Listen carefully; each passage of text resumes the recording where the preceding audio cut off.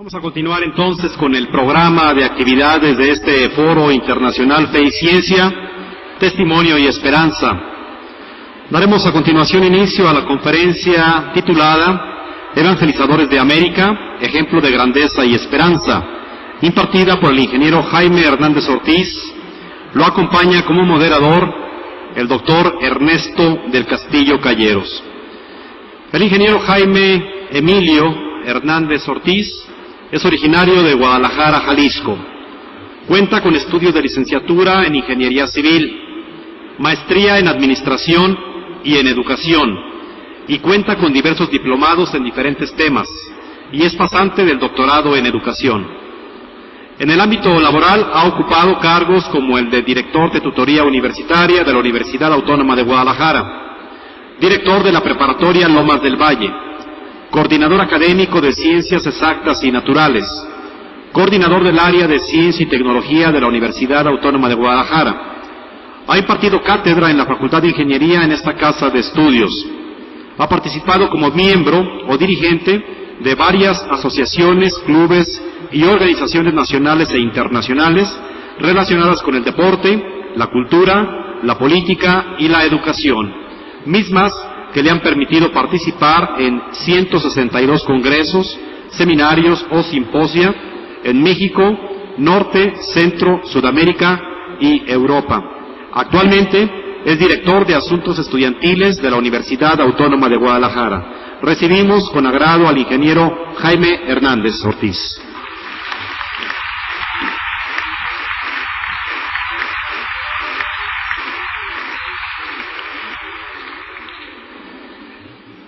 Evangelizadores de América, ejemplo de grandeza y esperanza. En pleno siglo XXI, los individuos y las naciones se empeñan en exaltar un modelo de vida plena basado en un igualitarismo informe. El proyecto igualitarista presenta como sucedáneo del manjar teológico un puñado de supersticiones y mitos antropocéntricos. Los hombres, sin descanso, se procuran pequeños y vulgares placeres con los que creen llenar sus almas. El ideal concebido es el de un homo faber, industrioso, productor, consumidor, que busca el éxito en el poder, en el placer y en la riqueza material. Y su esperanza se cifra en un gobierno democrático que posibilite esa aparente felicidad, esa vida plena de delicadezas y sin sufrimientos. Por eso, como sentencia el padre Alfredo Sáenz, en nuestro tiempo se hace necesario más que nunca resaltar la importancia de los arquetipos en la vida de los individuos y de las naciones, destacar la fuerza indestructible de los paradigmas en la forja de las sociedades y de las personas particulares. Por eso, me permito presentar como ejemplo de grandeza y esperanza a los héroes y los santos de la España del siglo XVI y XVII, que en la América nuestra enarbolaron la cruz venerable de Jesucristo, el arquetipo más excelso. No es posible comprender la pujanza y la grandeza de la España del siglo de oro sin el sufrimiento, el esfuerzo, el acrisolamiento de su pueblo a través de los 8 siglos que duró la Reconquista. En efecto, desde el año 711, siglo VIII, en que el moro invadió la península ibérica, los cristianos fueron reducidos a las montañas de Asturias. Desde ahí, desde las grutas de Covadonga, un puñado de caballeros cristianos, comandados por el conde don Pelayo, juraron la reconquista de España. Desde ahí, desde Covadonga, se fortalece el celo cristiano y el empuje evangelizador del pueblo español. Desde ahí, desde Covadonga, se comienza a acrisolar la nación que enarbola la virtud teologal de la esperanza y espera en Dios y ordena sus pasos a Jesucristo como camino, verdad y vida. Por 8 siglos, cada niño español que nacía juraba en la pila bautismal, por medio de sus padrinos, la reconquista de España, que no era otra cosa que la conversión o expulsión de los infieles de la tierra de Dios y de María Santísima. Santo Santiago, con el aliento de la Virgen del Pilar, había evangelizado España.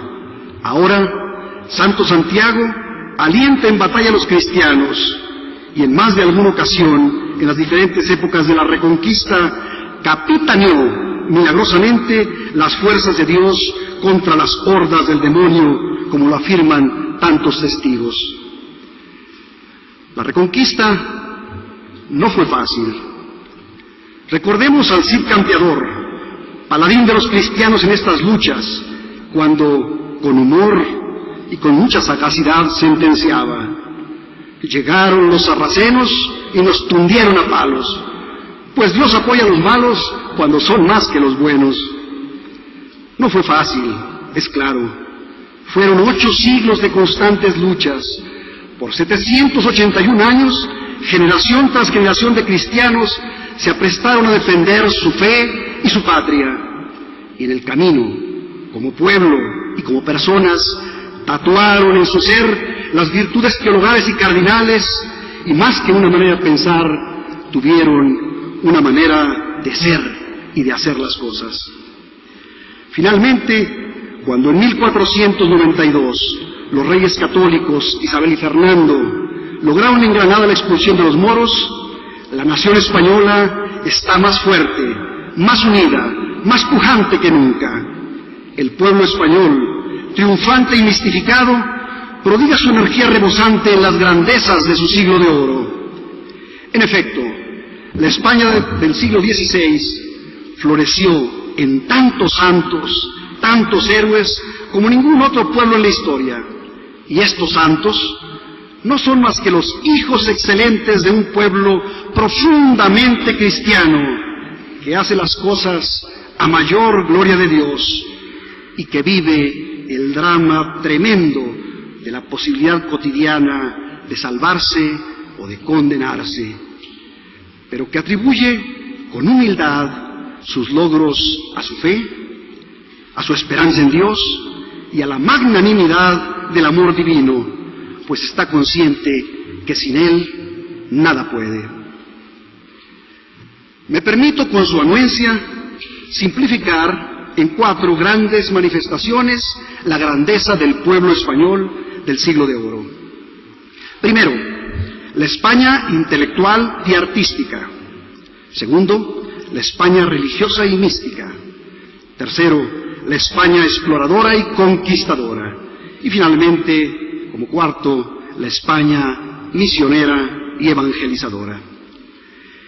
En cualquiera de estas 4 manifestaciones o sendas que tomó la España del siglo XVI, encontramos una pléyade de modelos arquetípicos dignos de emular y de resaltar, pero reconociendo mis limitaciones personales y mis limitaciones de tiempo, quisiera, con su benevolencia, solamente presentar algunos ejemplos, solamente mencionar algunos ejemplos y con cierta profundidad dar a conocer 2 arquetipos: un héroe conquistador y un santo evangelizador, ejemplos de grandeza y esperanza que son, a fin de cuentas, los motivos de este foro. Demos pues un rápido vistazo, primero, a la España intelectual y artística, con sus sabios y artistas de universal renombre. España contaba en el siglo XVI con más de 30 universidades, encabezadas por las prestigiosas universidades de Salamanca y de Alcalá de Henares. En estas 30 universidades y en otros centros culturales como liceos, academias, conventos, encontramos, para dar solo algunos ejemplos, teólogos del tamaño de Melchor Cano, Francisco de la Victoria, Fray Luis de León, filósofos como Luis Vives, Francisco Sánchez, poetas como Juan Boscón, Garcilaso de la Vega, Sor Juana Inés de la Cruz, dramaturgos del tamaño de Lope de Vega, Calderón de la Barca, Tirso de Molina, novelistas como Jorge de Montemayor y el enorme Miguel de Cervantes y Saavedra, pintores como Diego Velázquez, Francisco de Zurbarán, Murillo o el mismo Greco. Omito, por razones de tiempo, a escultores, músicos, arquitectos y demás artistas. Como se puede ver, estos hijos de España, auténticos hombres universales, preclaros y brillantes, fueron todos, por cierto, devotos católicos, devotos cristianos. Ahora vamos a los ejemplos, en segundo lugar, de la España religiosa y mística. Baste mencionar al beato Juan de Ávila, a Santa Teresa de Jesús, a Fray Luis de Granada, a San Juan de Dios, a San Pedro de Alcántara, a San Juan de la Cruz. Con la vida y obra de cualquiera de ellos podríamos hacer una conferencia. ¿Qué decir una conferencia? Un foro completo. Son arquetipos de religiosidad, de mística, de ascética.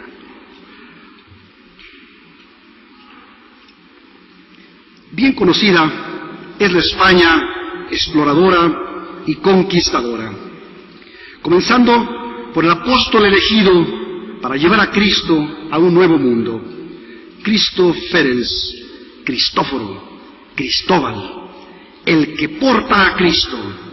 No es casualidad, Dios así lo quiso.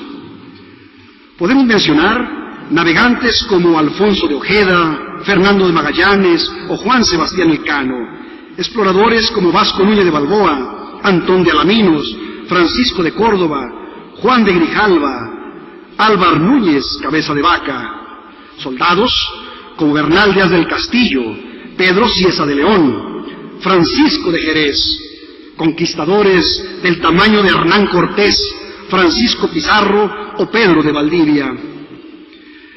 Bernal Díaz del Castillo afirma con energía la importancia de los soldados en la evangelización de las Indias cuando escribe: mas si bien se quiere notar, después de Dios, a nosotros, los verdaderos conquistadores, que los descubrimos y conquistamos, y desde el principio les quitamos sus ídolos y les dimos a entender la santa doctrina, se nos debe el premio y galardón de todo ello, primero, antes que a otras personas, aunque éstos sean religiosos.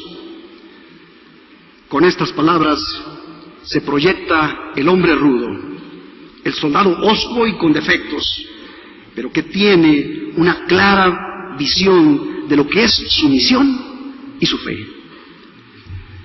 Al pedido de Cortés, dadme sacerdotes santos que nos ayuden a plantar en estas tierras nuestra santa fe católica, se inicia con la cuarta etapa, la España misionera y evangelizadora de América.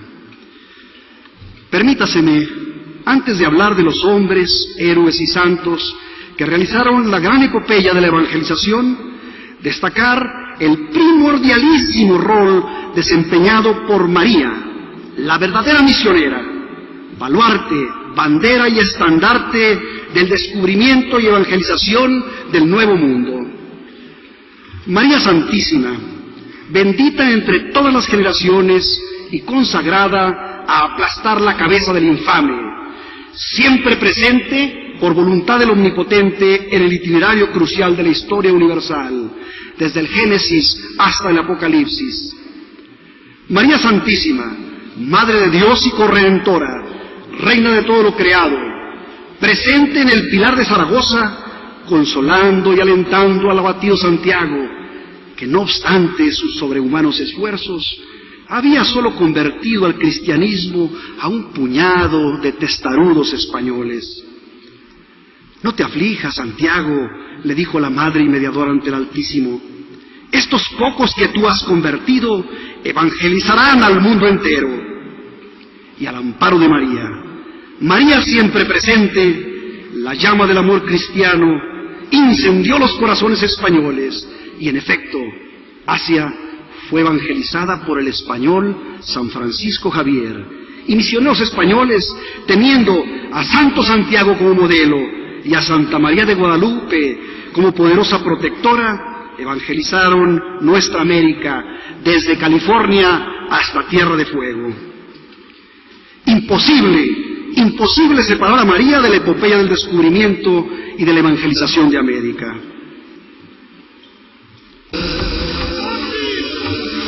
Vamos a ver unas escenas.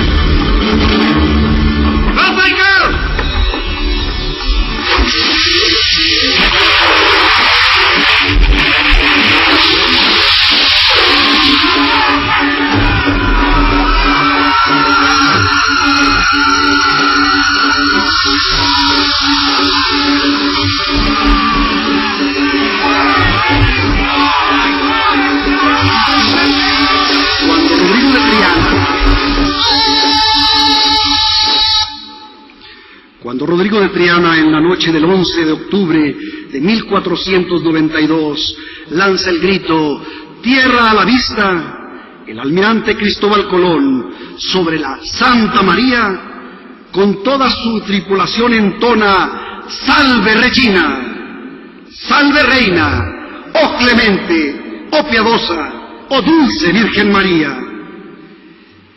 Al día siguiente, 12 de octubre, fiesta de Nuestra Señora del Pilar, saltan a tierra, iniciando en una festividad mariana la evangelización de América. Los cronistas de la época nos afirman que Hernán Cortés rezaba todas las mañanas las horas de Nuestra Señora y oía misa con mucha devoción y tenía por abogada a la Virgen María.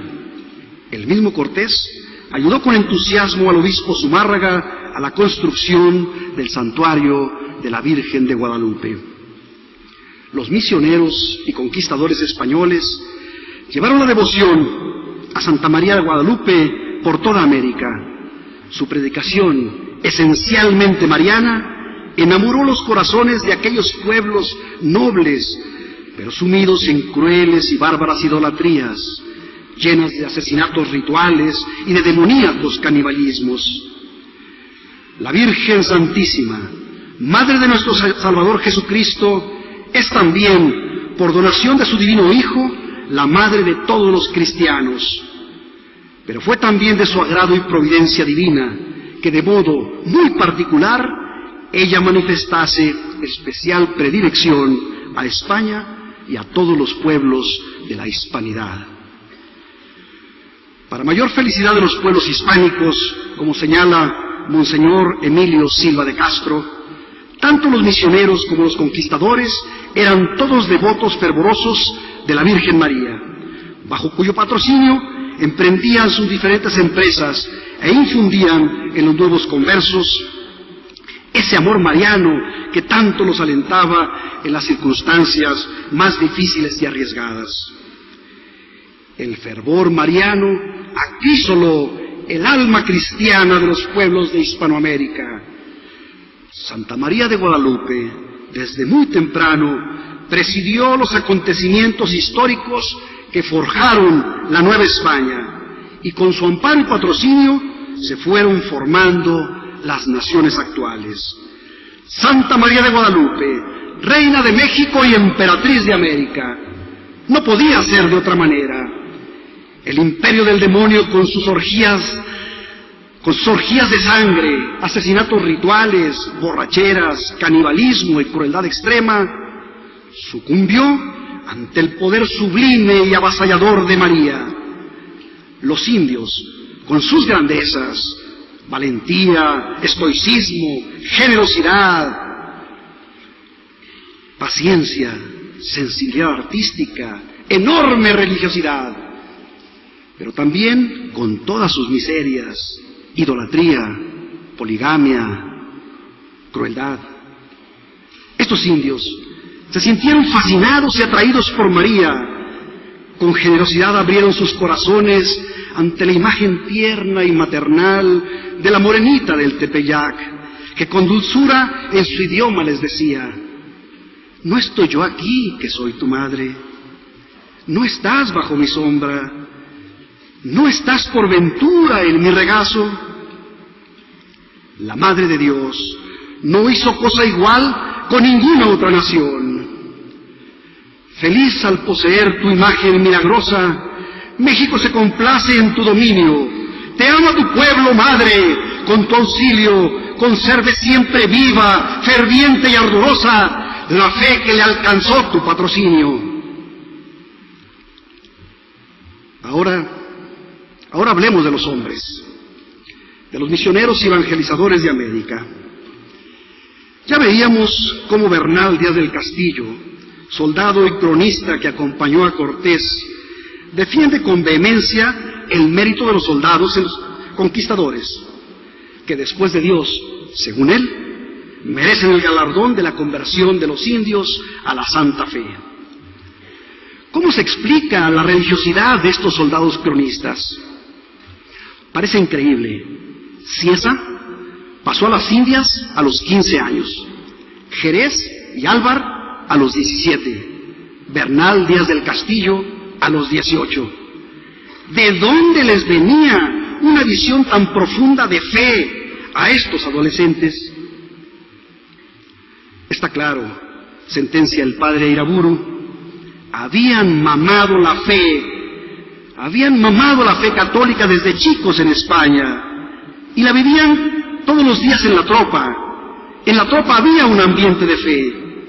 Eran soldados, gente sencilla y ruda, brutales a veces, ya sea por crueldad o por simple miedo, pero eran sinceramente cristianos. Estos rudos soldados, con debilidades y flaquezas, fueron elegidos por la providencia divina para abrir la puerta y hacer camino a los predicadores de su evangelio en este nuevo mundo. En aquellos años trágicos, media Europa, conducida por Lutero, se alejaba de la Iglesia. En 1519, Lutero emprendió su predicación contra la Iglesia. Ese mismo año, inició Cortés la conquista y evangelización de la Nueva España. Qué suerte que lo que se perdía por un lado, se ganase por el otro. Esa escena formidable escena en que Cortés, saltando sobrenatural con su espada, destruye a Huichilobos, puede considerarse como el momento decisivo de la conquista de la Nueva España.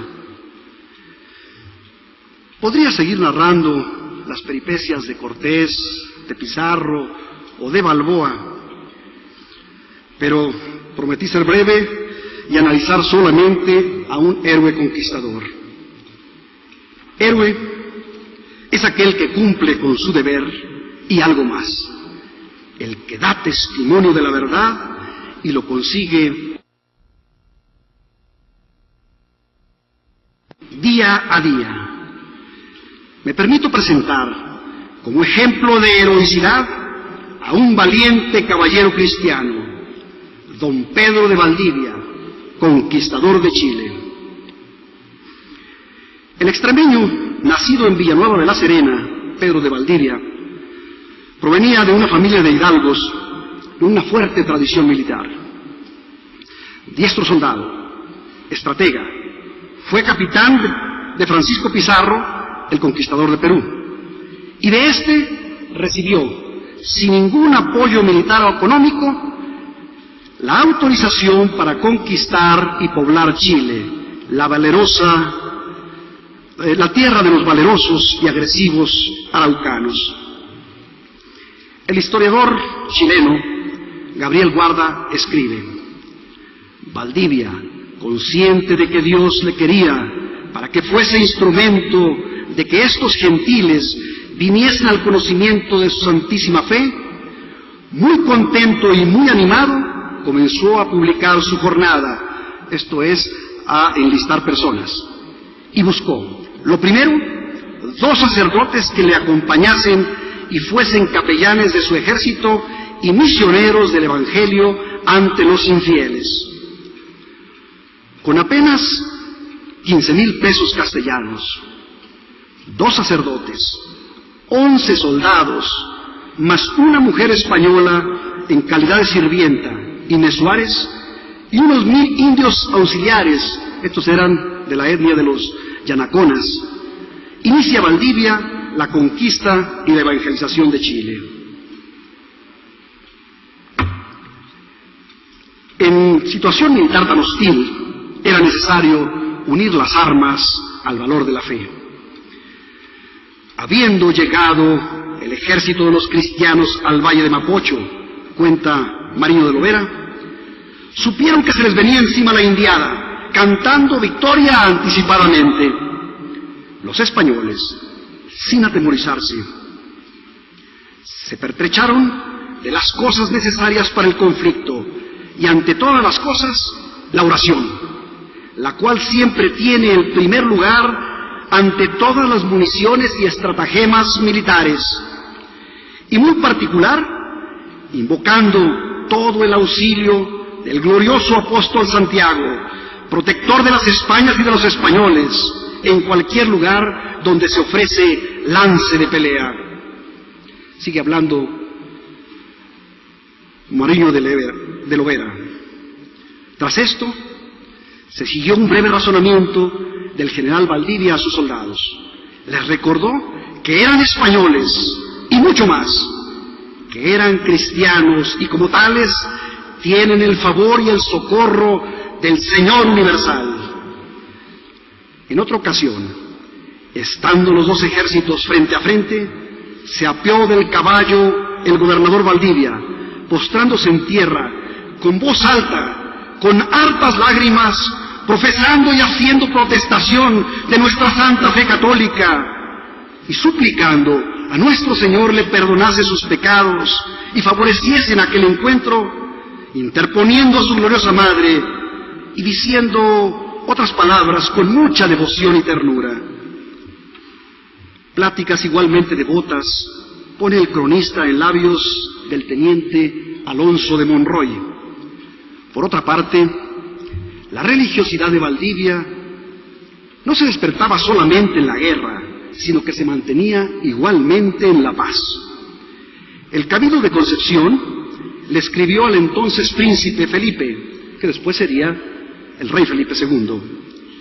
Le dijo que Valdivia, al fundar la ciudad, comenzó a reunir a los indios para darles a entender y mostrarles quién fue su creador, y así les daría maestros a sus hijos para que fuesen cristianos y viviesen el verdadero conocimiento del Creador y de todas las cosas criadas. Góngora Marmolejo pudo asegurar: yo me hallé presente con Valdivia al descubrimiento y conquista, en él cuanto hacía todo lo que era en sí como cristiano. Valdivia, en el valle de Copiapó, toma solemne posesión en nombre del rey de España de esta tierra y la nombra Nueva Extremadura, en recuerdo de su tierra natal. Funda varias ciudades, por mencionar algunas: Concepción, La Imperial, Villarrica, la misma ciudad Valdivia, y en honor del apóstol Santiago, en el valle de Mapocho, funda la ciudad Apóstol Santiago de Nueva Extremadura, hoy Santiago de Chile. En estas ciudades, constantemente hostigadas por los fieros mapuches, consolidó una incipiente colonia cristiana que albergaba, protegía, civilizaba y evangelizaba a los indios. Diego García de Cázares decía: los indios le tienen gran afición a Valdivia, porque este ponente no ha visto tratar hombre tan bien a los indios como él trata. Valdivia, sin embargo, va a morir despedazado cruelmente por los indios mapuches. Valdivia fue reconocido por su valor, temple, astucia, sobre tenacidad, no igualado por ninguno de sus sucesores. Fue uno de los grandes militares, soldado cristiano que generó España para el bien de América.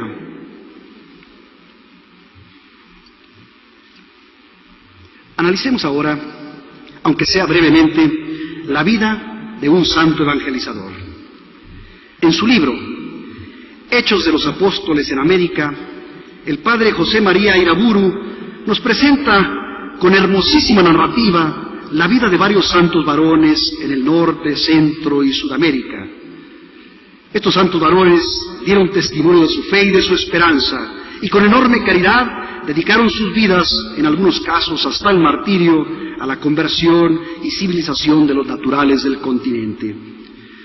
De todos los arquetipos que nos presenta el padre Iraburu, ahí tenemos algunos de los que nos presenta, algunos no son de la época, pero los presenta el padre precisamente en su libro. De todos los arquetipos que nos presenta el padre Iraburu, quisiera presentarles uno, este sí es de la época, que quizá no sea muy conocido, pero que a mí me parece fascinante. El venerable Antonio Margil de Jesús, el fraile de los pies alados.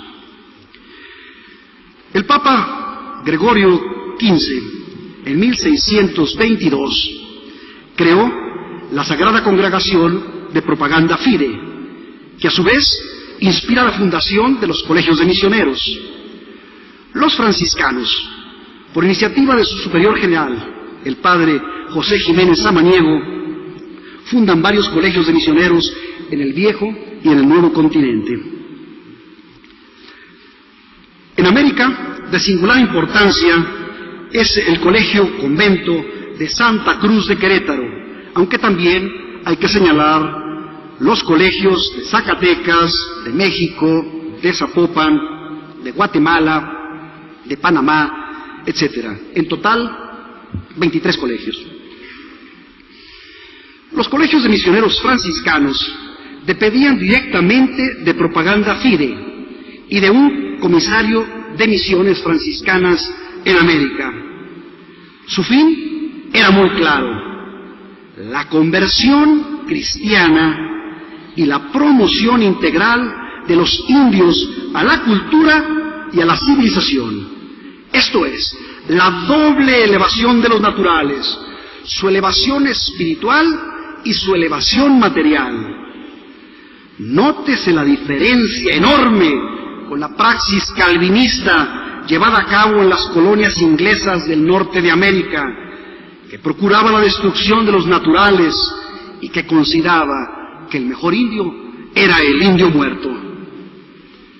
Los colegios de misioneros fueron el corazón que impulsó los mayores avances de la evangelización entre aquellos indios que todavía en el siglo XVII y XVIII no conocían a Cristo. Vamos a ver algunas escenas.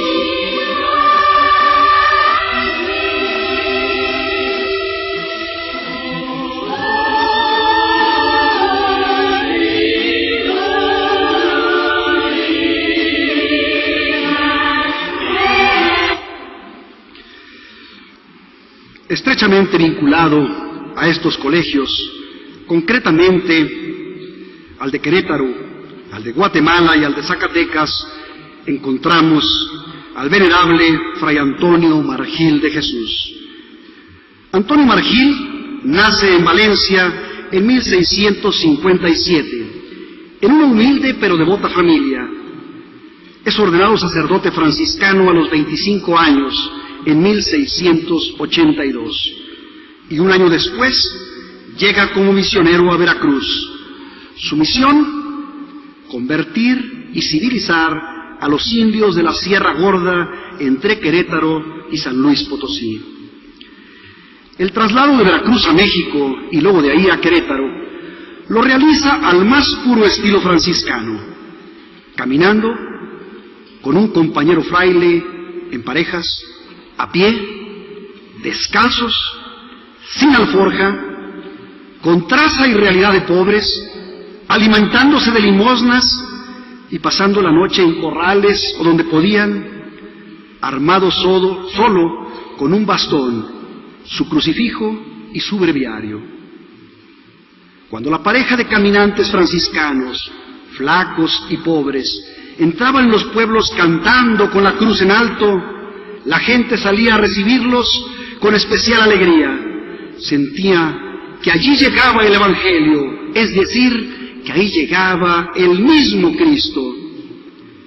Esta marcha apostólica fue para Fray Antonio Margil de Jesús no más que un suave entrenamiento, pues en 43 años de viajes misioneros, él había de caminar decenas y decenas de miles de kilómetros, siempre descalzo, a pie y a un paso muy ligero, como el fraile de los pies alados, el fraile de los pies con alas. Desde Querétaro, con Fray Melchor López de Jesús, que durante muchos años fue su inseparable compañero, se inicia la vida misionera de Fray Margil de Jesús, que llevaría la luz del Evangelio por los caminos e itinerarios asombrosamente largos, desde Bahía del Espíritu Santo en el Mississippi hasta Boruca en el Istmo de Panamá. Predicaban donde podían, comían lo que les daban, solamente descansaban medianoche, pues la otra media, turnándose entre los dos, se mantenían despiertos en oración, como ellos decían, velando el crucifijo.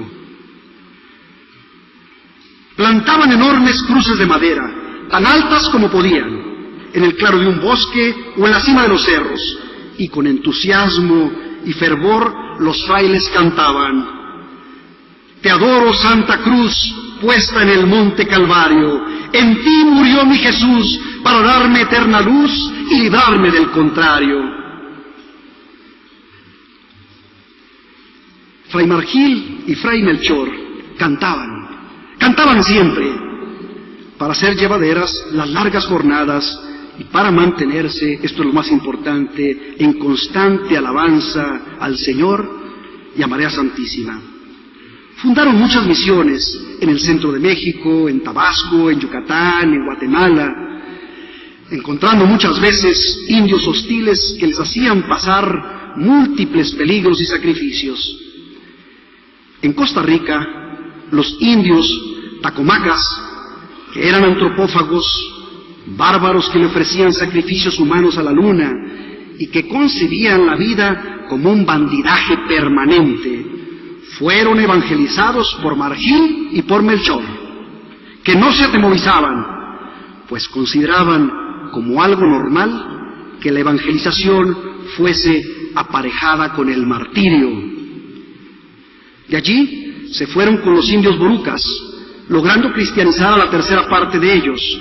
Luego fueron con los térrabas, quizá los más peligrosos.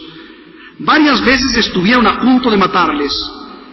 Ahí levantaron 2 iglesias y permanecieron 8 meses, un tanto decepcionados, pues Dios no les concedió el santo martirio que ellos anhelaban, que ellos tanto buscaban. A la vuelta de esta y de otras tantas aventuras, los 2 frailes solían quedar destrozados, enfermos, con los pies llagados e infectados por las picaduras de espinas, las picaduras de mosquitos, con sus hábitos roídos, rotos, destrozados. Los indios lacandones los molieron a palos, los golpearon, les destrozaron sus hábitos, los encerraron sin agua y alimento por 5 días. Ni los indios conseguían que los frailes adorasen a sus ídolos, ni los frailes conseguían que los indios venerasen la Santa Cruz. No había llegado todavía para los lacandones la hora de Dios. Después de 11 años de andar siempre juntos, el anciano Fray Melchor, su compañero y amigo, partió a misionar más al sur. Por estas fechas, Fray Margil fue nombrado rector guardián del Colegio de la Santa Cruz de Querétaro. Milagrosamente, en 2 semanas, no se sabe cómo, con su paso acelerado, se llegó Fray Margil a Santo Domingo de Chiapas, a unos 600 kilómetros, y en 10 días, a pie, de Oaxaca a Querétaro, que son unos 950 kilómetros. Ingenieros, 95 kilómetros diarios, a pie, descalzos. Verdaderos milagros. Duró en Querétaro 3 años. 3 años dedicado a la vida comunitaria, a la docencia, señores profesores, a la docencia, a la oración, a la penitencia. Terminando su trienio de rector, Fray Margil fue enviado de nuevo a Guatemala. De allí se pasó a Nicaragua con su nuevo compañero. Ahora su compañero era Fray Rodrigo de Betancourt.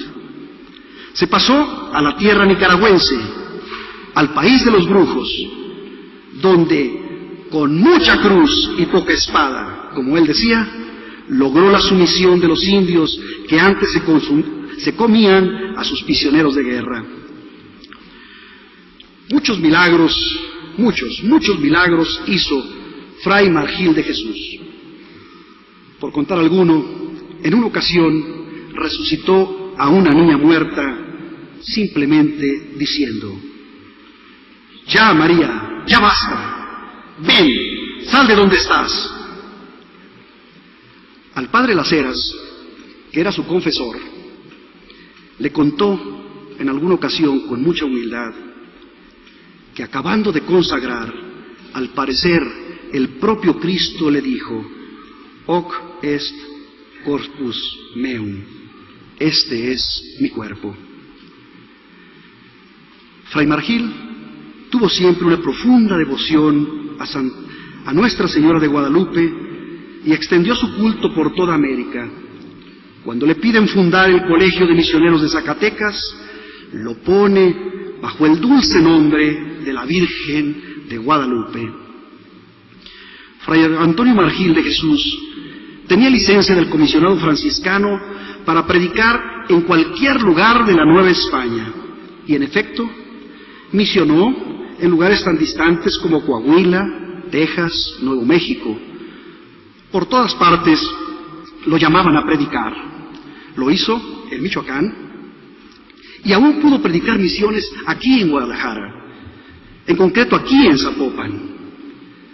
A veces tuvo que viajar de noche, pues los indios le salían al paso de día y lo recibían con música, con flores, con flautas, y no lo dejaban seguir adelante. A sus 68 años estaba ya muy agotado y consumido. Sus pies eran negros, llagados, deformes. Ya muy enfermo, lo llevaron al convento de México, estaba en el convento de Querétaro, lo llevaron al convento de México para su mejor atención. El día 6 de agosto de 1726, dijo: «Ya es hora de ir a ver a Dios». Ese es el día de su muerte física y es el día de su nacimiento definitivo. 2 milagros más concedió Dios al santo varón.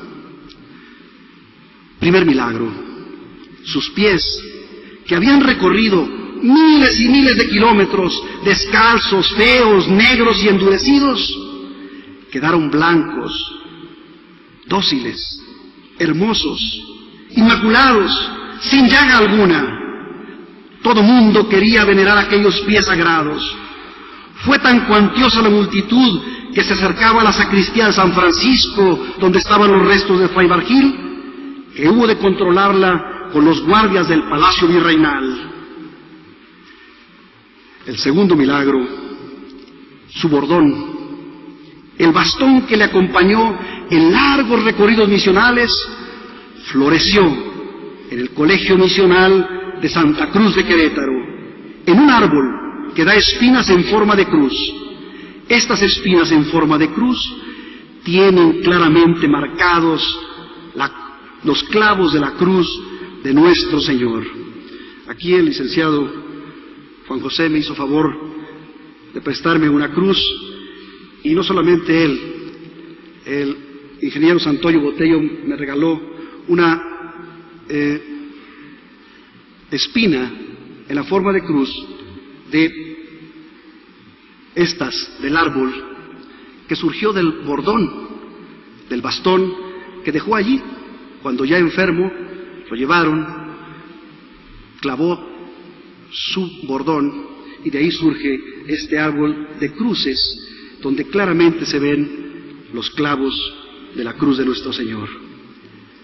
Este árbol milagroso que a la fecha, casi 300 años después, sigue dando cruces, no ha podido ser trasplantado a ningún lugar del mundo por los botánicos más expertos. El padre Iraburu sugiere que las palabras de Isaías podían ser el epitafio del venerable siervo de Dios, cuyas virtudes fueron declaradas heroicas. Qué hermosos son sobre los montes los pies del heraldo que anuncia la paz y trae la buena noticia. El pueblo español, evidentemente confesional, no fue a las Indias a anunciar a los indígenas la duda metódica, sino que recibió de Dios y de la Iglesia el encargo de transmitir al nuevo mundo la gloriosa certeza de su santa fe católica. Cumplió su misión y es el responsable de que hoy la mitad de la Iglesia católica piense y crea, sienta, hable y escriba en español.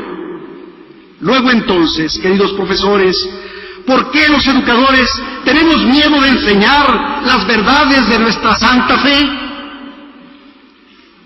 ¿Por qué no podemos darles a nuestros alumnos la virtud teologal de la esperanza y otras virtudes, evangelizando desde la cátedra?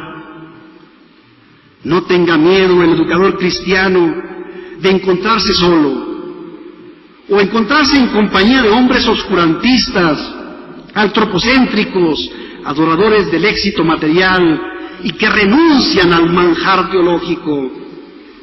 Los que creemos en Dios tenemos una numerosa compañía de sabios, artistas, descubridores y científicos de primerísima categoría.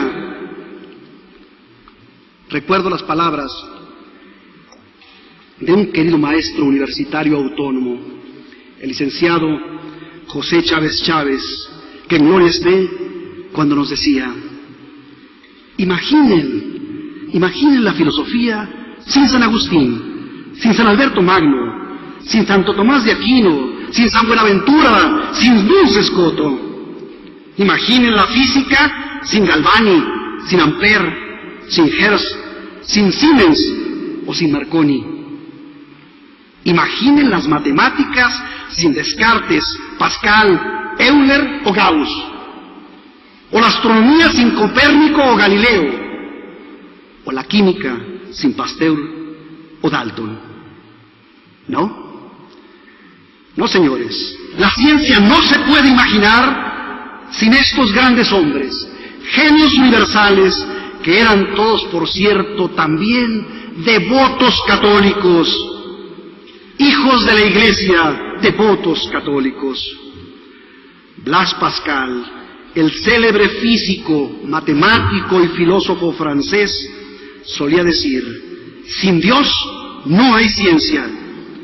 Y como científico hace una confesión de fe valerosa y cálida: extiendo mi mano para tocar a mi Redentor, que fue anunciado 4000 años antes de nacer y que vino a padecer por mí en la tierra y morir por mí en el tiempo y las circunstancias anunciadas.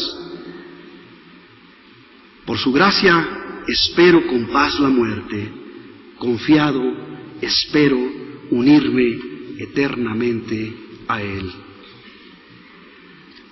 A nuestros queridos alumnos les pido que estén alertas contra las falsedades que han inventado los enemigos de España y de la Iglesia.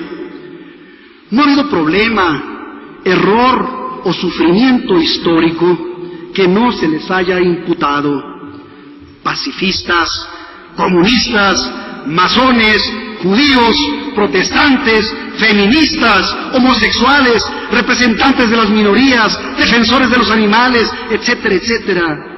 Todos estos han inventado y difundido las leyendas negras que llaman períodos oscuros a los gloriosos tiempos inspirados en la fe del Evangelio.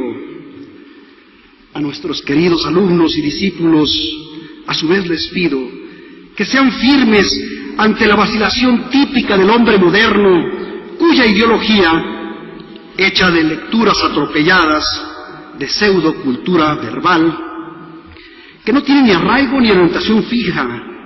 El hombre moderno que anda por la vida como un náufrago, que va buscando un asidero de leño en leño, de teoría en teoría, pero que en ninguna de esas teorías cree verdaderamente, resulta siempre víctima de la última ilusión y traidor a la penúltima.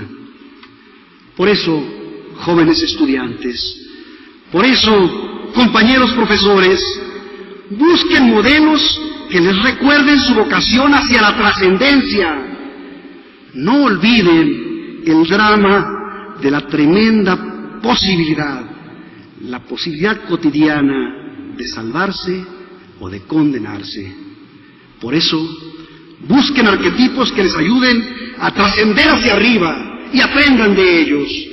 Finalmente, aprendamos todos de los evangelizadores de América, ejemplos de grandeza y esperanza. Aprendamos de ellos su imitación a Cristo, el arquetipo más excelso. Aprendamos su confianza en María Santísima, Madre misericordiosa y poderosa intercesora. Aprendamos de sus cualidades y defectos, acompañados siempre de un deseo enorme de ser mejores. Aprendamos sobre todo de su impaciencia por lo eterno, que se manifiesta en mucha prisa por estar en Dios y con Dios, estar con Dios ahora mismo. Y como nos pide el Padre Sáenz, levantemos la bandera de los arquetipos y de los ideales, enarbolemos la cruz que alude Marechal, esta cruz formada por las dos líneas, la horizontal de la marcha fogosa de sus héroes abajo y la vertical, la levitación de sus santos arriba, la intercesión de los dos travesaños, la vertical del santo y la horizontal del héroe. He aquí el gozne de nuestra esperanza. Finalmente, pidámosle al Espíritu Santo nos ilumine, a María Santísima nos ampare y patrocine, e invoquemos al glorioso apóstol Santiago para que nos guíe en la reconquista de la esencia de la universidad y seamos pronto una comunidad de maestros y alumnos en búsqueda de la verdad.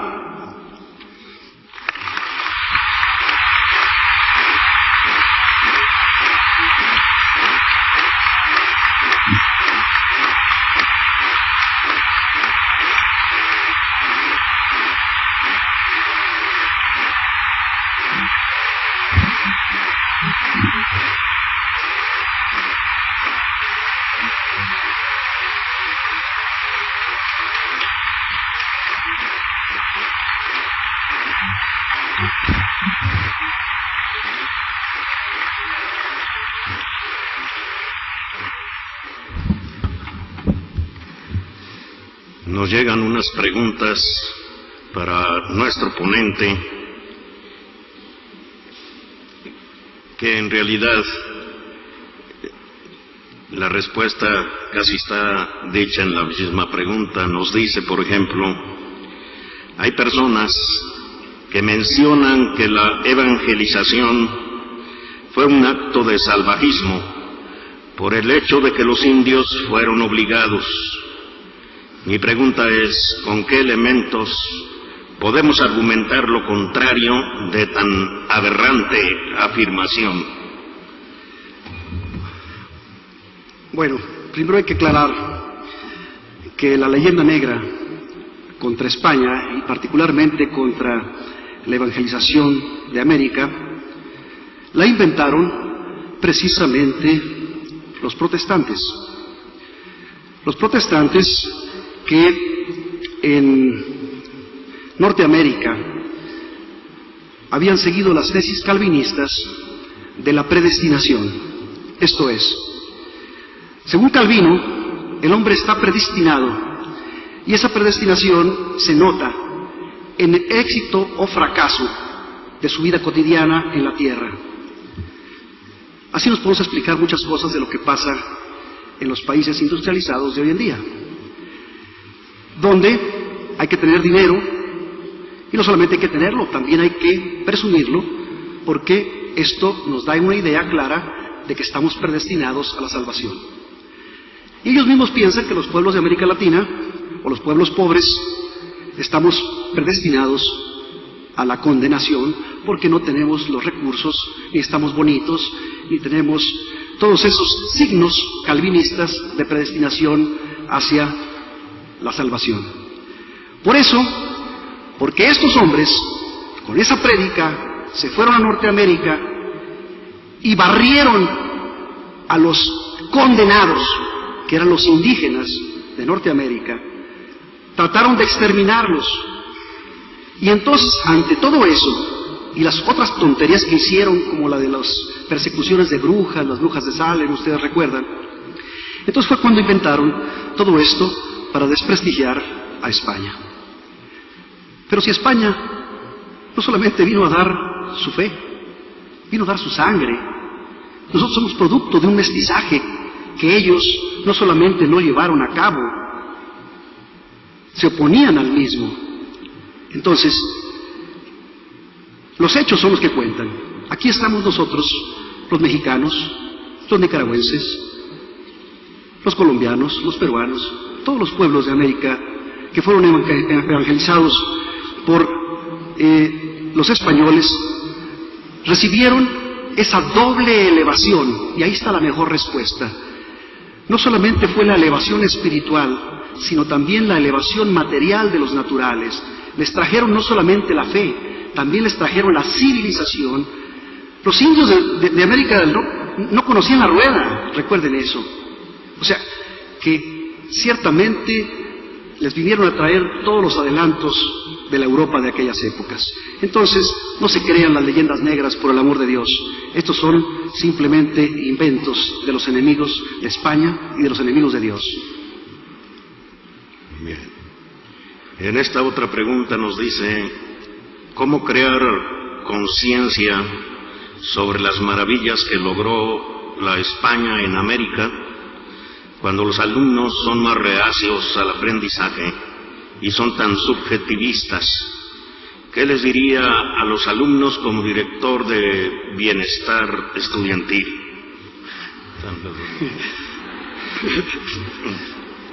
Estudian, perdón. Bueno, yo quiero decirles que, número uno, yo soy ingeniero civil, no soy un historiador. El historiador está don Manuel Vargas, tenemos muchos, el propio doctor, ellos sí saben de historia. Yo soy ingeniero civil que ve la historia como ingeniero, buscándole sentido práctico. Los ingenieros somos así muy prácticos y tratamos de estudiar mejor la pragmática de la historia que la historia misma. Para empezar, mi memoria no es muy buena, ningún ingeniero se aprende las fórmulas, lo que sabemos es utilizarlas, pero si sabemos que están en un libro, pues hay que se queden. Entonces, así pasa con la historia. La historia de los datos, la historia de los números, la historia de las fechas, sí es importante, es apasionante, pero yo me voy más a la historia de los hechos, de las interpretaciones de los hechos y de la interpretación pragmática de esos hechos. Yo creo que eso es lo que puede entusiasmar a los muchachos. Yo creo que esto es lo que puede hacer en un momento determinado que tengan una pasión, no por el dato, sino por la parte importante del dato, la parte pragmática del dato. Yo les pediría a los estudiantes que se interesen en la historia en este sentido, tratando de encontrar el porqué de las cosas y tratando de entresacar de las líneas y de los datos la parte más importante, que es la sustancia de la pragmática de la historia. Otra persona nos manda una especie de principio para responder la anterior, diciéndonos que no hay que olvidar a la escuela hispánica del derecho de gentes, Francisco de Vitoria, Vázquez de Menchaca y Baltasar de Ayala, que son teólogos. Bueno, todas las ayudas que podamos dar. Pues esa, contéstela usted mejor, doctor, ¿no? Aquí nos dice: muy buena exposición y motivación para el licenciado y ingeniero Jaime Hernández Ortiz. ¿Qué pregunta les haría a los evangelistas? Evangelistas, para que los alumnos no sean materialistas y que sepan instruirse en fuentes confiables, porque la mayoría de los alumnos quieren satisfacer sus necesidades personales y no reconocen como tal la historia. Bueno, creo que al principio de la exposición hablamos de que hoy, desgraciadamente, este mundo moderno nos ofrece, a cambio del manjar teológico, ese puñado de supersticiones y mitos antropocéntricos. Otro ilustrísimo maestro universitario, también que en gloria esté, don Raimundo Guerrero, él precisamente nos planteaba esto: tenemos que enamorar a los alumnos de ese manjar teológico, pero tenemos que ofrecerlo como eso. La comida gourmet es aparentemente poca, pero exquisita. Hay veces que los alumnos, los estudiambres, dicen ellos, prefieren la cantidad que la calidad. Prefieren las cosas fáciles, suaves, pero se están olvidando del verdadero manjar teológico. Y se consuelan con algunas ligeras migajas que con eso creen estar llenando sus almas. No, muchachos, el alma humana está hecha a imagen y semejanza de Dios. La única manera en que el alma se llena, queda plena, queda satisfecha, es cuando la criatura vuelve a su Creador. Esto es, cuando el alma se llena precisamente plenamente de su Creador. Entonces, yo eso es lo que le recomendaría, lo que decía el licenciado Guerrero: vamos quitándoles ese bocado de superstición y mitos antropocéntricos y vámonos enseñando a aceptar el manjar teológico.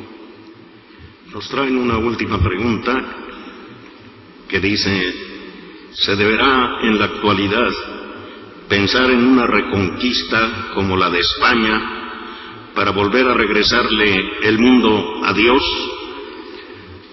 Bueno, en la mañana, a la hora de la inauguración, se hablaba de que hay que ir contra la corriente. San Agustín, en su Ciudad de Dios, nos plantea dos escenarios: el mundo del demonio y la ciudad de Dios. Yo creo que la historia del mundo se puede ir desglosando a partir de esa lucha entre el bien y el mal, entre mantener la ciudad de Dios y la ciudad del demonio. Las eras en la historia, tuvimos la llamada era oscurantista, como ya lo mencioné hace un rato, que no fue más que la grandiosa era de la Edad Media, donde el teocentrismo estaba como movía a los pueblos y Dios era el centro de todo. Y bien va a venir, como ya se mencionó también en las conferencias de la mañana, el laicismo, el antropocentrismo, etcétera, etcétera, hasta llegar a nuestros días. Yo creo que hoy más que nunca requerimos una reconquista para devolverle a Dios lo que es de Dios. Esta mañana brillantemente hablaban de devolverle la realeza a nuestro Señor Jesucristo a través de estudiar y ver el arquetipo excelso de San Ezequiel. Entonces, sí, es cierto, pero yo creo que una lucha, una reconquista verdadera debe empezar por la reconquista de nosotros mismos, que sería la reconquista de nuestras propias almas para nuestro Creador.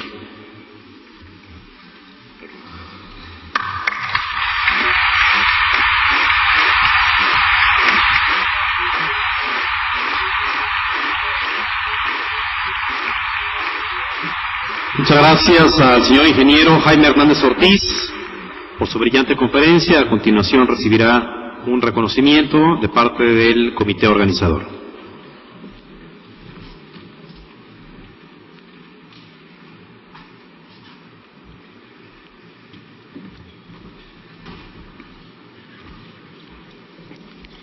La Universidad Autónoma de Guadalajara, la Federación de Estudiantes de Jalisco, otorga el presente reconocimiento al ingeniero Jaime Hernández Ortiz por su valiosa participación en el Foro Fe y Ciencia, Testimonio y Esperanza, celebrado el 5 al 7 de octubre del 2007. Muchísimas gracias, Jaime. Felicidades por tu conferencia.